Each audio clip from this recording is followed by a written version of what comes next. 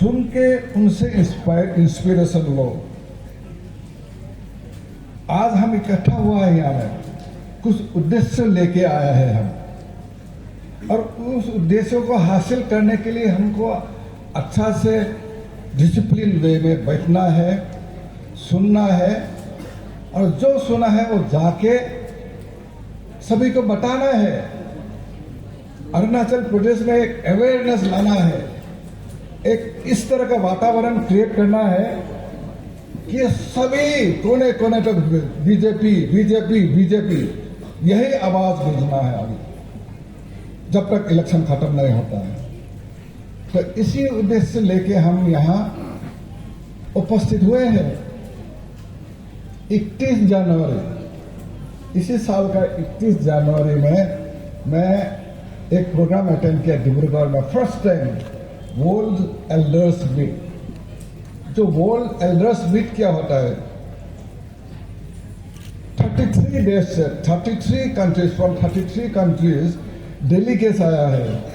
उसमें नौजवान भी है, बुजुर्ग भी है, सब लोग हैं। और वो लोग इसीलिए इकट्ठा हुआ है फर्स्ट टाइम नॉर्थ ईस्ट में, डिब्रूगढ़ में। मुख्यमंत्री जी गए थे, मैं भी गया था। यही उद्देश्य लेके कि हमारा जो अपना रीति रिवाज है, जो अपना कल्चर है, किस तरह से हम जीवित रखें, किस तरह से हमको प्रिजर्व करें, किस तरह से हम प्रोटेक्शन करना है, उसी पे चर्चा करने आया है। 120 डेलीगेट्स आया है, और 120 डेलीगेट्स मीटिंग खत्म होने का बाद अरुणाचल प्रदेश आया रीवॉच रिसर्च इंस्टीट्यूट फॉर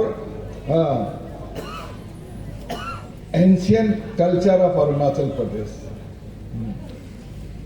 तो एक सेंटर है यहाँ में रोइंग में, उस सेंटर में आया, म्यूजियम देखा,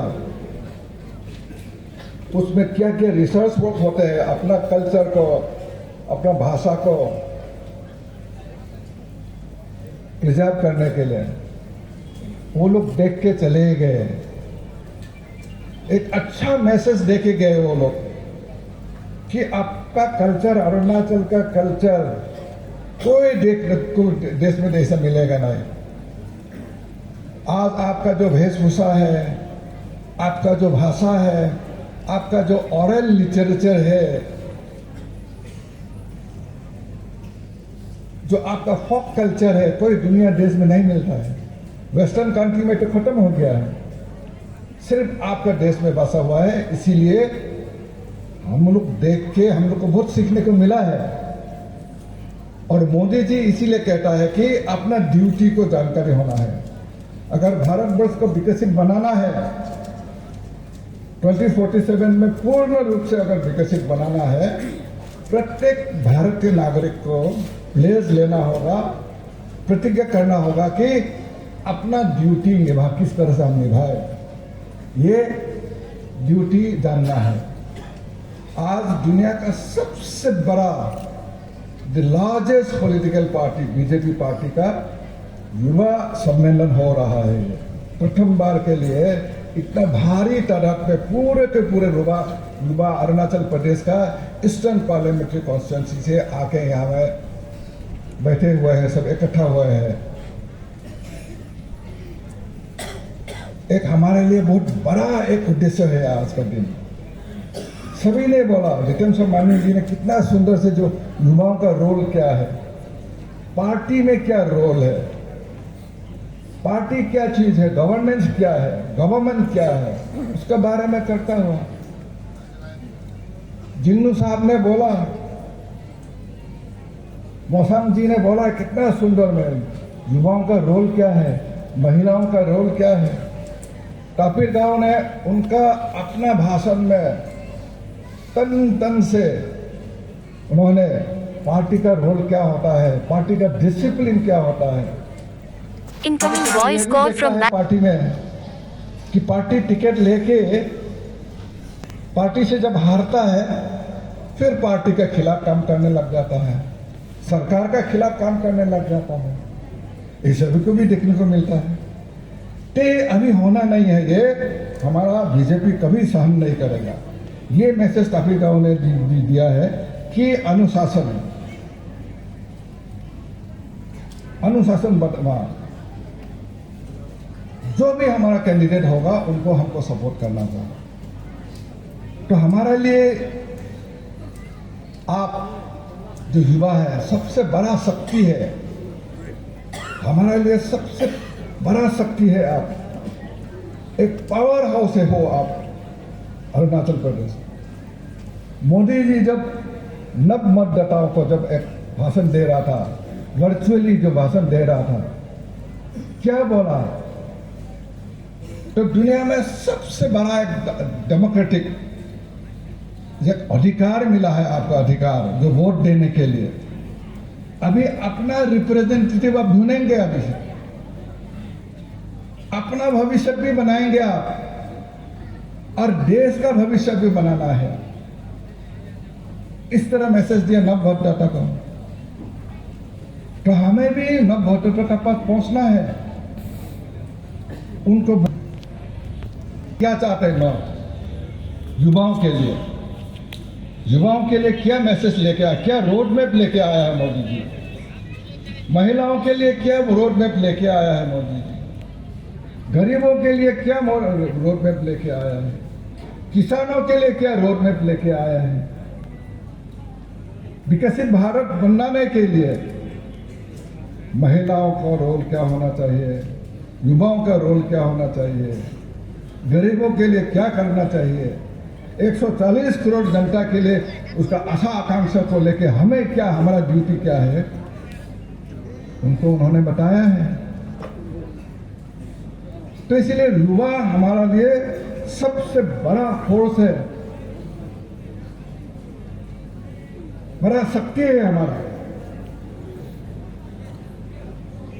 अगर स्पोर्ट्स का बात बताया जाए, तापिदाओ जी ने बताया है स्पोर्ट्स के बारे में, युवाओं का बात बताया, तो प्रतिभा पहले से ही था, हमारा टैलेंट था, वो उस जमाने से था, पुराना जमाना था। खेलकूद में हम प्रतिभा नहीं ला सकते थे क्योंकि हमारा ट्रेनिंग के लिए कोई सुविधा, खेलकूद के लिए तो प्रैक्टिस होना होगा ना, कल्चर होना होगा, ट्रेनिंग होना होगा। तो आज हमारा लिए कितना बड़ा एक ट्रेनिंग का प्लेटफॉर्म, स्पोर्ट्स ट्रेनिंग का सांगे लादेन स्पोर्ट्स एकेडमी है, आपका ईटानगर में भी है, अब म्याओ में भी बन रहा है। कितना प्रतिभा, कितना टैलेंट निकल के, कितना स्पोर्ट्स में हमने ये जो हम मेडल लेके आया है स्पोर्ट्स में। पहले एक भी मेडल, चाहे हम नॉर्थ ईस्ट गेम्स में हो, चाहे नेशनल गेम्स में हो, रीजनल गेम्स में हो, कॉमनवेल्थ गेम्स में हो, एशियन गेम्स में हो, हमारा लड़का आज इंडिविजुअल एक्टिविटीज में हो या टीम गेम में हो, कितना मेडल लेके आया है। इस तरह युवाओं में प्रतिभा लेके देने का जो देखने को मिला है। उसके लिए हमारा देखिए 15,000 गोल्डन जुबली स्टेडियम बना है अभी यूपीआ में। कल संतोष ट्रॉफी हुआ वहां में, नेशनल, पहला नेशनल गेम। हमारे लिए कितना बड़ा बात है, सौभाग्य बात है। कभी सोच नहीं सकता रहा कि नेशनल गेम संतोष ट्रॉफी यहाँ आएगा। संतोष ट्रॉफी से मैं बचपन से मैं जुड़ा हुआ हूँ।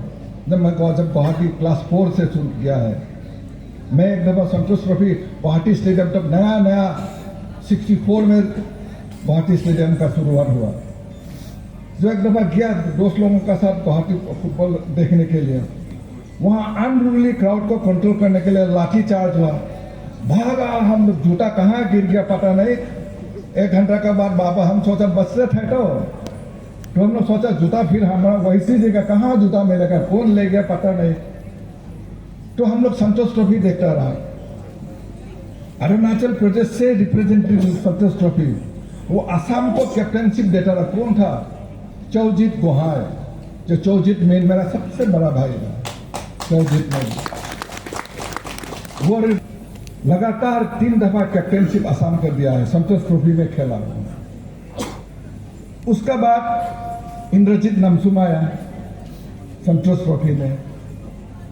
इसका बाद एक नारा बोल के एक निशी लड़का गुवाहाटी में पढ़ता था, वो आया, जो भी बाहर बैठा सबने खेला क्योंकि उनको सुविधा मिलता रहा। तो अभी इस तरह का स्टेडियम दे रहा है हम लोग, डीके बैडमिंटन जो एकेडमी खोल दिया हमने, इस तरह का सेंटर हमने खोल दिया है। हमने table tennis champion, national table tennis champion, Asian youth table tennis championship भी हमने मनाया है ईटानगर में। नेशनल बॉक्सिंग चैंपियनशिप मनाया है हमने, वेट लिफ्टिंग चैंपियनशिप मनाया है, अभी संतोष ट्रॉफी चल रहा है।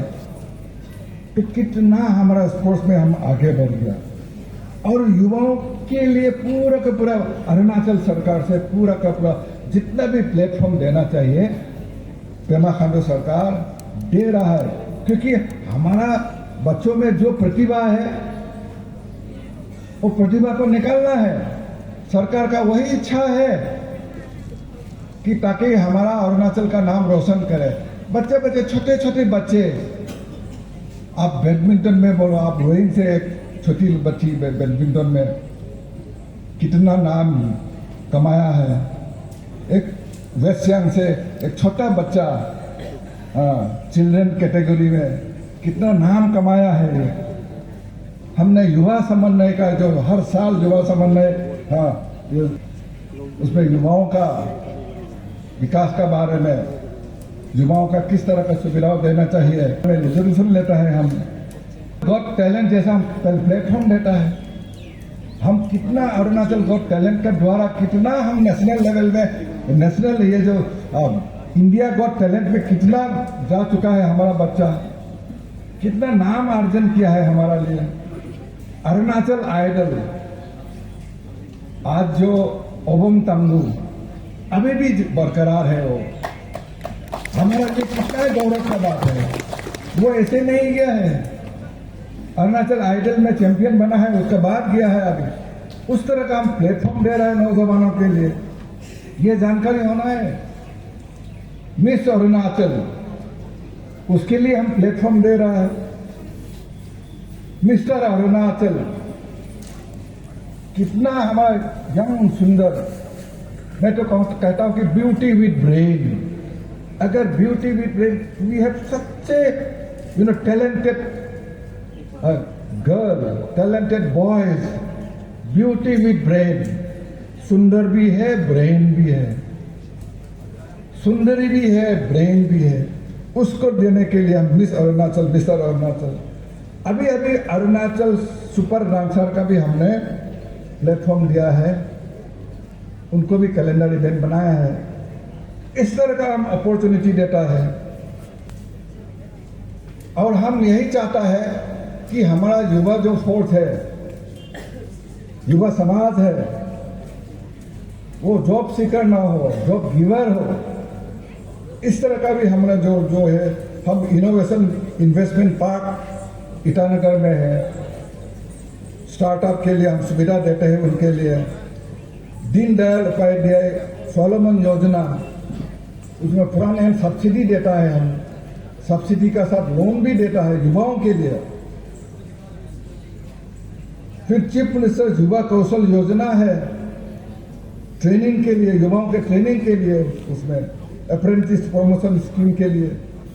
फिर चीफ मिनिस्टर पर्यटन विकास योजना है, चीफ मिनिस्टर पर्यटन शिक्षा योजना है टूरिज्म सेक्टर में। इस तरह का सुविधा है युवाओं के लिए। फिर ट्रेनिंग हम देता, प्रधानमंत्री कौशल विकास योजना में हम ट्रेनिंग प्रोग्राम भी रखा है युवाओं के लिए, युवा का जो प्रतिभा है उसको निकालने के लिए, उनको उभर के आने के लिए। इस तरह का सुविधाएं है आज का दिन। प्रधानमंत्री मुद्रा योजना, जो टू फैसिलिटेट बेनिफिशियरीज, तो बेनिफिशियरी को फैसिलिटेट करने के लिए प्रधानमंत्री मुद्रा योजना है। डिजिटल है, हमने आर्टिफिशियल इंटेलिजेंस अभी आने वाला है, आ गया है अभी आर्टिफिशियल इंटेलिजेंस। इसको किस तरह से संभालना है आपको ही सीखना है, आपको ही जानकारी हासिल करना होगा। और अपना होने के लिए, युवाओं के लिए, खासकर युवतियों के लिए आत्मनिर्भर एग्रीकल्चर पॉलिसी लाए हैं हमने। आत्मनिर्भर कृषि योजनाएं हैं, आत्मनिर्भर बागवानी योजनाएं हैं, आत्मनिर्भर प्लांटेशन योजनाएं है, आत्मनिर्भर पशुपालन योजना है। इस तरह युवाओं के लिए बहुत सारे हमारा योजना है ताकि युवा आगे बढ़ सके। कपिल गौ साहब ने अभी बोला है कम्युनिकेशन के बारे में, उस जमाने के बारे में, वो जो पढ़ते थे या जो फर्स्ट इलेक्शन लड़ा है, किस तरह से कितना समय आते आते यहाँ तेजू पहुंचा है। आप लोग सब नौजवान हो, आप पुराना जमाना का अरुणाचल देखा नहीं है। मैं आपको शेयर करना चाहूंगा आप लोगों से। अभी आप लोग ईस्टर्न पार्लियामेंट्री कॉन्फ्रेंसी से आए हो, यिंगक्योंग से आए हो, आप अपार सियांग से आए हो। अपार सियांग से नामसाई पहुंचने में एक जमाना में 3 दिन लगता था, 3 दिन। आज 7 घंटा में पहुंच गया, 7 आवर्स लगता है। पासीघाट पहुंचने में अपार सियांग से 5 घंटा लगता है। पासीघाट से मैं 5.5 घंटा में नामसाई पहुंचते हैं। आप 3.5 घंटा 4 घंटा में आलोंग से पहुंचा था, वेस्ट सियांग से पहुंचता है। आप 3.5 घंटा 4 घंटा में आपका सियांग से पहुंचता है, पंगिन बोलेंग से। फिर ईस्ट सियांग जो पासीघाट है, आज नालम निजी जी ने सुबह मेरा घर आया था, बोला है चौनामी साहब मुझे तो 2 घंटा 20 मिनट लगा पासीघाट से ईटानगर पहुंचने में। और मैं जब पासीघाट पढ़ता रहा 1970, 71, 72 में, तो मुझे 2 दिन लगता रहा पासीघाट पहुंचने में। मैं डिब्रूगढ़ जाना होता है तो डिब्रूगढ़ पहुंचते पहुंचते शाम हो जाता है, तो ओइराम घाट का जो रुक जाता है तब तक, तो मुझे डिब्रूगढ़ में कुसुम होटल में 1 रात बैठना होता है। फिर दूसरा दिन कुसुम होटल से हम सुबह 7 बजे उठ के 8 बजे पहुंचता है हमारा मोहना घाट। मोहना घाट से फेरी लेता है ओइराम घाट तक, 9 घंटा लगता है ओइराम घाट पहुंचने में। फेरी में बस्ता लाद के आता है, वहां में माझी लोग के साथ एक साथ दिन का खाना खा के शाम को 5 बजे जब हम ओइराम घाट पहुंचता है, वहां में उस जमाना का जो आदि लोगों का पायनियर इंडस्ट्रियलिस्ट हो, एंटरप्रेन्योर हो, तबली दामो जी का बस रुका रहता है, तो बस में चढ़ जाता है। हम हमेशा कहता है कि बस में देखने से मुझे याद आता है अभी भी, बस आ रहा लो बीड़ी सिगरेट की मापे का।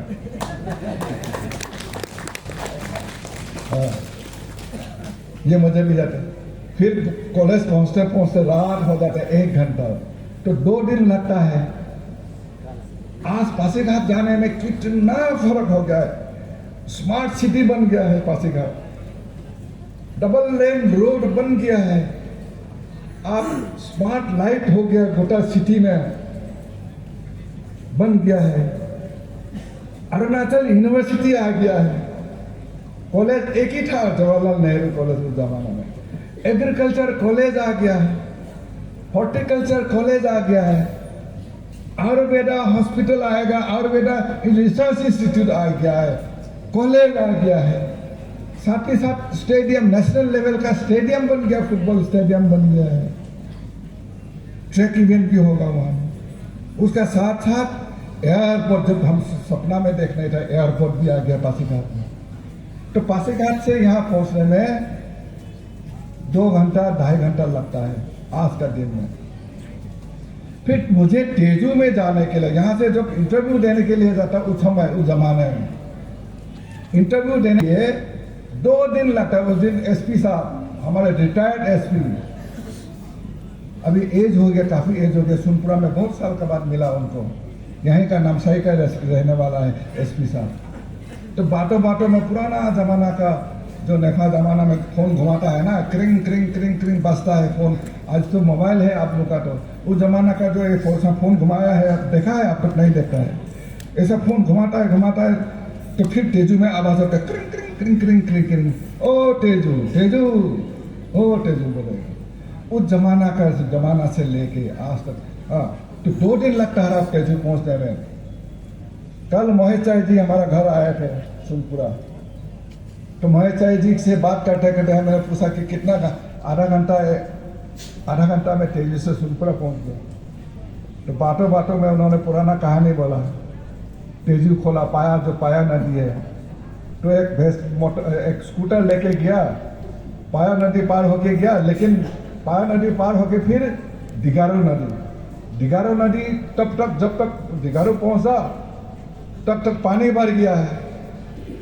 तो वापस फिर आना है, पाया घूम के वापस आना है। जब तक वापस आया पाया में, पाया नदी भी बहुत भर गया है, तो बीच में फंस गया है। तो एक दिन का बाद हेलीकॉप्टर आया उनको पिकअप करने के लिए। फिर वो नहीं था और बहुत लोग था, हेलीकॉप्टर से पिकअप करके फिर दिगारू में उतारा उनको। उसके नौका से पार हुआ, फिर हेलीकॉप्टर से गया, फिर बस से गया। तो इस तरह का जमाना था। तो आज तो लॉन्गडिंग से पूरा आसाम को होके नहीं आने के लिए आप लॉन्गडिंग से खुनसा से चांगलांग से होके मानमो होके जयरामपुर होके यहाँ में आप 4 घंटा में पहुंच जाते हो। कितना यातायात का सुविधा हुआ हमको देखने को, कितना डेवलपमेंट विकास का बोला जाए। आप तो जवान हो, आपको मैं शेयर कर रहा हूं। जब डिब्रूगढ़ से फ्लाइट से उतर के आएगा, ये जो ढींग नदी में फेरी पार करना होता है। फेरी पार होके जो ऑफिसर लोग हैं, फिर तेजू जाना है। जो दिगारू घाट पहुंचा है, आलूबारी घाट पहुंचने से दुख करता है कि नौका में कैसे जाना होगा। मैंने तो एक दफा तेजू में आया, उस समय मैं जवान था, मेरा साथ 2 बच्चे भी था। उस समय बस में अपर लोअर होते थे, अपर क्लास और लोअर क्लास, तो बैरिकेड होते रहे। तो मैंने अपर क्लास में बैठा, कुछ डिब्रूगढ़ से कुछ तिनसुकिया से लोग बैठे थे। तो 3 दिन से 4 दिन से फंसा हुआ है, आज तो जैसे भी जाना ही होगा, मरने से मरेगा कोई बात नहीं, जाएगा। हम सुन रहा है मैं कान से। तो मैं बस से उतरते ही देखा ढो, ऐसा नदी का ढो, दिगारो नदी का, पगला नदी बोलता है, दिगारो नदी का ऐसा ढो। तो आदमी लोग जाके नौका में कूद गया, कोई हाथी का ऊपर चढ़ गया। तो मैंने बोला, जो बच्चा भी था, मैंने बोला हम लोग नहीं जाएंगे, क्योंकि मैं जानता हूँ वहीं पाल पूछ के बड़ा हुआ हूँ। आज का दिन का जाने ठीक नहीं है। तो हाथी में जाते जाते हाथी से गिर के 4-5 आदमी नदी में बह गया। फिर दूसरा हम तो वापस गया, दूसरा दिन आया तो वो डेड बॉडी निकल के वहां में नदी का किनारा बैठा था। उस समय इस तरह का यातायात का समस्या था। आज आप लोग इस जमाने में पैदा लिए हो कि पिछले 60 साल में अरुणाचल प्रदेश में किस तरह से विकास आया है। पिछले 10 साल में भारतवर्ष में मोदी जी का नेतृत्व में किस तरह से विकास आया है। अगर रोड सेक्टर का मैं बात करूं, अरुणाचल प्रदेश में रोड सेक्टर का मैं बात बोलूं, तो रोड सेक्टर में 19,003 किलोमीटर का रोड नेटवर्क का डेवलप किया हमने टोटल अरुणाचल प्रदेश में। ये जानकारी होना है सबको। फिर हाईवे कितना बनाया है, हाईवे 2482 किलोमीटर का नेशनल हाईवे अरुणाचल में बनाया है। 91% ऑफ हाईवे में 95% का इंक्रीज हुआ है उस जमाने से लेकर अभी पिछले 7 साल का बात नहीं बोल रहा हूँ। 1042 किलोमीटर हम 2015-16 से लेके 1992 किलोमीटर 22-23 तक हम बनाया है। इस तरह का रोड नेटवर्क है। 64% हम रोड नेटवर्क जो लेंथ है हम इंक्रीज किया, 64% है रोड नेटवर्क में। सबसे कमती रोड डेंसिटी हमारा अरुणाचल प्रदेश में था। तो अभी हमारा रोड डेंसिटी पर स्क्वायर किलोमीटर 65.99% पहुंच गया। पहले 36.65% था। फिर हाईवे अभी बन रहा है, फ्रंटियर हाईवे 44,000 करोड़ सरकार से मंजूरी हो गया है। 44,000 करोड़।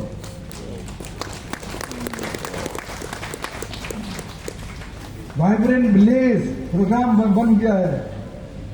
सबसे ज्यादा वाइब्रेंट विलेज अरुणाचल प्रदेश में है। 2,205 करोड़ का लागत से ये जो वाइब्रेंट विलेज बनने वाला है। 2,500 किलोमीटर फ्रंटियर हाईवे बनने वाला है। अभी ट्रांसफॉर्मेशन अगर मोदी जी क्या कहता है, रिफॉर्म, परफॉर्म एंड ट्रांसफॉर्म। तो हम अभी तक जो हमने रिफॉर्म किया, अभी तक जो परफॉर्म किया, अभी ट्रांसफॉर्मेशन पूरा देखने को मिलता है। ट्रांसफॉर्मेशन क्या है? फ्रंटियर हाईवे बन रहा है, हाईवे बन रहा है, एयरवेज बन रहा है। तो लोगों को क्या हुआ, अभी जो माइग्रेशन हो रहा है नीचे में, क्योंकि पहाड़ी इलाका में तो लोग रहता नहीं, नीचे आ जाता है ईटानगर में। अभी रिवर्स माइग्रेशन देखने को मिला। ये हमारा लिए बहुत बड़ा ट्रांसफॉर्मेशन है। एक लोग अपना अपना गांव वापस जा रहा है, पैदावार हो रहा है। क्योंकि आप डेवलपमेंट का इंडेक्स अगर बोला जाए तो हाई डेवलपमेंट का इंडेक्स में है, तो हाईएस्ट नंबर में टॉप में है रोड नेटवर्क, कनेक्टिविटी, कम्युनिकेशन। जब कम्युनिकेशन होगा विकास ठीक से चलेगा, अपना अपना चलेगा। इस तरह का विकास अरुणाचल प्रदेश में देखने को मिला। जो कमलोंग मसांग जी ने बोला है कि विजयनगर EMGHY में रोड बन गया अभी तक। फिर जो है हमारा ये जो फ्रंटियर हाईवे में अभी सैंक्शन हुआ है, कंस्ट्रक्शन खरसांग मियाओ विजयनगर गांधीग्राम रोड 1014.59 करोड़ का लागत से अभी टेंडर होने वाला है। अभी ये सैंक्शन हो गया। encompassing Surly-Hurli section of NS31 626.92 crore, ये भी Surly-Hurli का रोड भी सैंक्शन हो गया है। उसका बाद कंस्ट्रक्शन लादा सार्ली सेक्शन NS13 2248.94 करोड़, वो भी रोड सैंक्शन हो गया है। 3 रोड अभी मैं जब नेशनल कन्वेंशन के लिए जा रहा हूँ, राष्ट्रीय अधिवेशन के लिए जाता, नितिन गडकरी से मिला। जो प्रधानमंत्री फ्लैग होस्टिंग कर रहा था, वहां खड़ा नितिन गडकरी जी को मैंने बोला बहुत बहुत धन्यवाद सर, आपने रोड नेटवर्क इतना अरुणाचल प्रदेश को दिया है। तो उन्होंने बोला आपका लैंड कंपनसेशन का जो सिलसिला है उसका जल्दी से तैयार करो, हम पूरा टेंडर शुरू कर देंगे। तो इस तरह का डेवलपमेंट हो रहा है अरुणाचल प्रदेश में। सेला पास टनल अभी होने वाला है। सेला पास टनल अभी आप सेला पास होके जाना नहीं है। सेला पास जाने में बहुत कष्ट होता है लोगों में, बहुत लोगों का जान गंवाया है क्योंकि वहाँ ऑक्सीजन नहीं है। अभी टनल बन गया है, वहाँ में नेचिपू टनल बन गया है, मियाओ विजयनगर रोड कंप्लीट हो गया है, ताली सर्कल हम रोड कनेक्टिविटी से जोड़ दिया है। इस तरह का जो है हमारा कम्युनिकेशन जो है हमारा जो ऐसा है। तो रेलवे, कौन सोचता रहा रेलवे आएगा अरुणाचल प्रदेश में? देश के कोई भी कोने से आप रेल से जा सकते हैं। पासीघाट तक आ गया है। अभी पासीघाट से होके आपका रोइंग से होके तेजू होके पोसरामकुंड होके फिर नामसाई होके रुपाई जाने वाला है। सबसे पहले रुपाई से पोसरामकुंड तक जो रेलवे लाइन अभी बनने वाला है, टेंडर होने वाला है ये काम भी। और परशुरामकुंड ब्रह्मकुंड बोलता है, ब्रह्मकुंड से चौखाम तक जो डबल लेन का जो रोड है अभी टेंडर हो गया है, टेंडर खोल भी गया है, अभी काम जल्दी शुरू होने वाला है। लैंड कंपनसेशन हो जाएगा तो काम भी शुरू हो जाएगा। इस तरह का रेलवे में है, रेलवे सेक्टर में हर डिस्ट्रिक्ट में रेलवे जाएगा। हम तो आज जो हमारा सरकार, पेमा खांडू सरकार में सबसे बड़ा गिफ्ट लोगों के लिए क्या है? जो एयरपोर्ट है, जो एयर कनेक्टिविटी से यातायात कितना इजी हो गया है। आप अभी बैठेगा हुलुंगी में, देश के कोने कोने में 2 घंटा 3 घंटा, सब कुछ ज़्यादा से ज़्यादा 3 घंटा में आप देश के कोने कोने पहुंच जाते हैं। इस तरह का सुविधा हुआ है कनेक्टिविटी में, इस तरह का एयरवेज।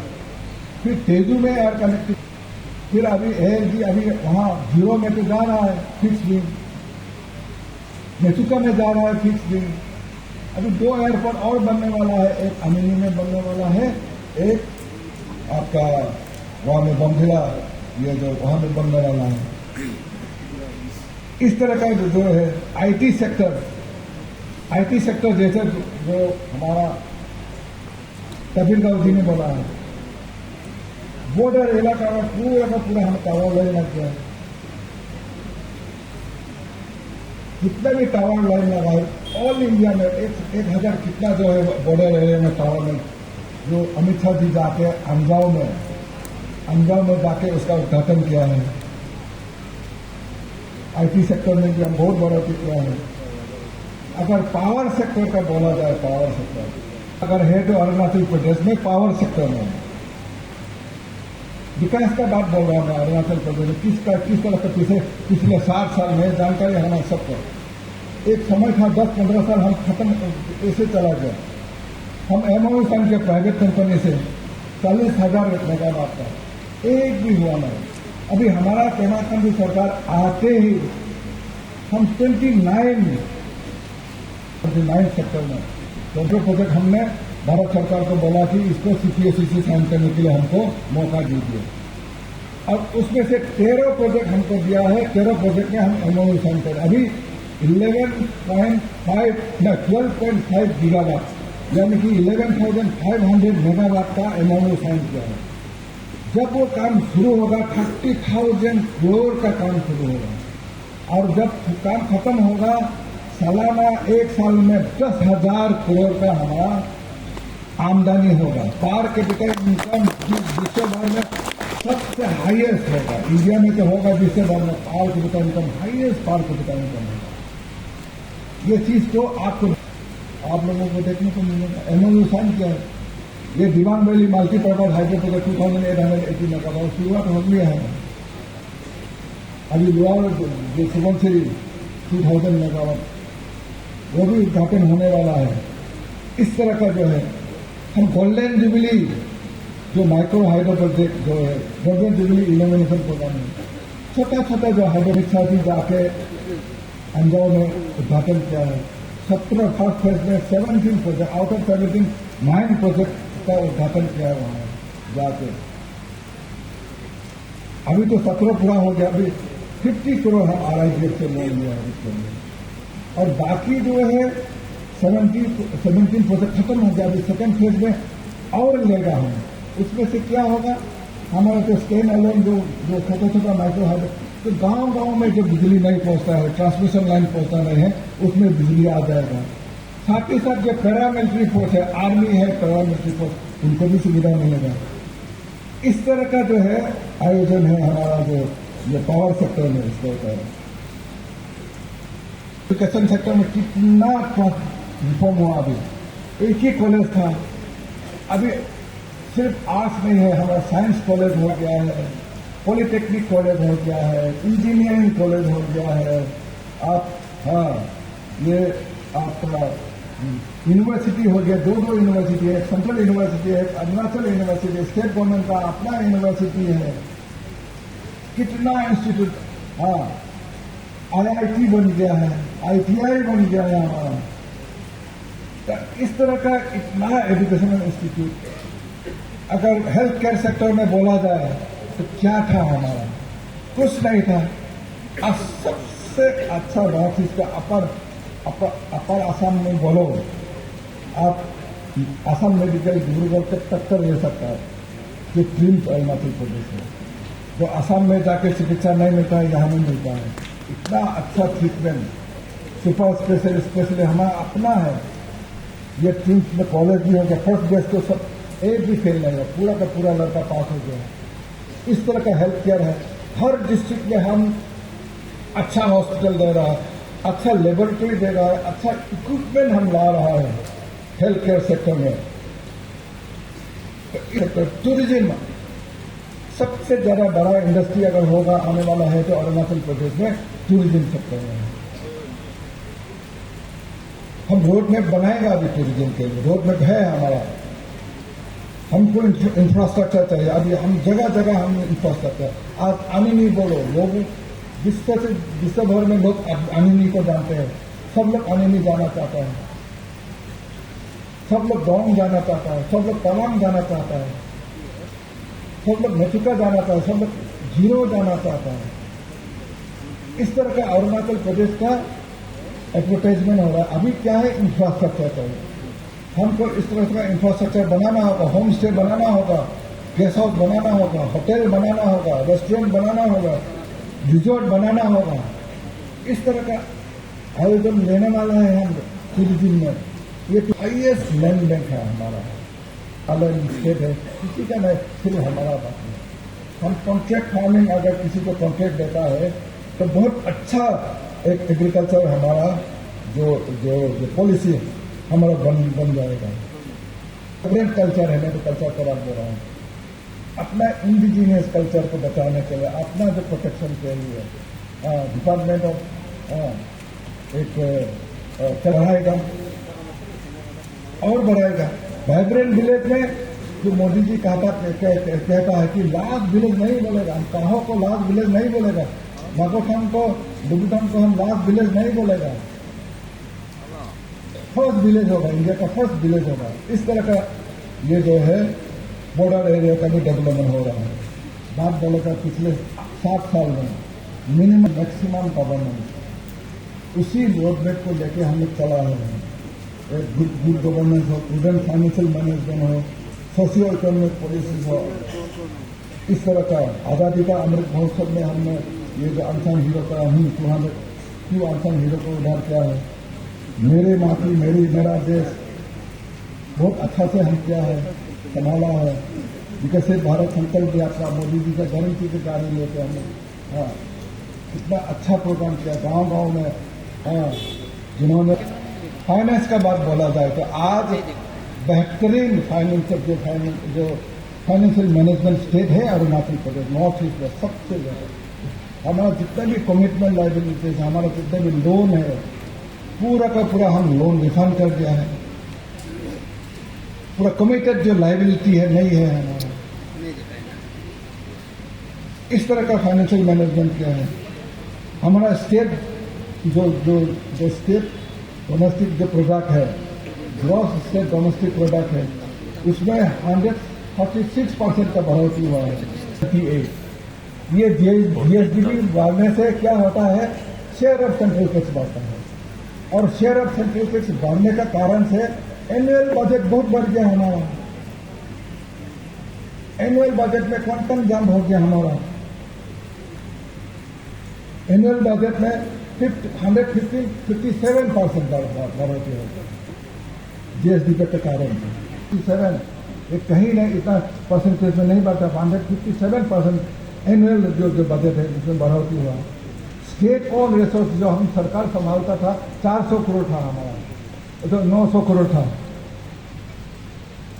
अभी हम 172% इंक्रीज हुआ स्टेट ओन रिसोर्स, और बढ़ाएंगे हम अपना स्टेट रिसोर्स पे हम ध्यान दे रहे हैं ताकि हमारा स्टेट ओन रिसोर्स बढ़े। इस तरह का है। जीएसटी कौन सोचता था कि जीएसटी में टैक्स देगा। एक जमाना था, मैं तो 30 साल से मैं तो सरकार में हूँ, 30 साल से मैं सरकार में हूँ। जब कैबिनेट आता है टैक्स का बारे में बोलता है तो टैक्स का बारे में मत बोलो, टैक्स का बारे में मत बोलो, वोट नहीं मिलेगा हमको। लेकिन जब यूनिफॉर्म फ्लोर टैक्स आना लग गया, कंपल्सरी हो गया, टैक्स तो लगाना हो गया, धीरे धीरे टैक्स लागू हो गया, तो आदत हो गया टैक्स देने के लिए। तो अभी जीएसटी में भी हमारा जो है, जीएसटी में सिर्फ 7,665 जो है टैक्स पेयर था, इतना ही नंबर था। अभी 2016 में था। अभी तक हमारा 2016 से लेकर अभी तक 17,391 हो गया टैक्स पेयर का संख्या, 36.13% है। जो है 7,500 पहुंच गया जीएसटी कलेक्शन हमारा। तो इस तरह के जो हमारा जो डिसिप्लिन फाइनेंशियल ग्रोथ है, इसका जो पिक्चर है। और फाइनेंशियल रिफॉर्म का जब बात बोला जाए तो फाइनेंशियल रिफॉर्म में भी हमने जो रिवाइज जो फाइल सिस्टम जो है, जो 3 स्टेज था उसमें फाइल जीएसटी डिमोनिटाइजेशन लाया है, डिजिटल ट्रांसफॉर्मेशन लाया है। एडमिनिस्ट्रेटिव रिफॉर्म का बात बोला जाए तो रिवोकेशन ऑफ आर्टिकल 370 हम लाए हैं। मोदी सरकार में क्या बात बोलता हूँ, ट्रिप का एडमिनिस्ट्रेटिव रिफॉर्म लाया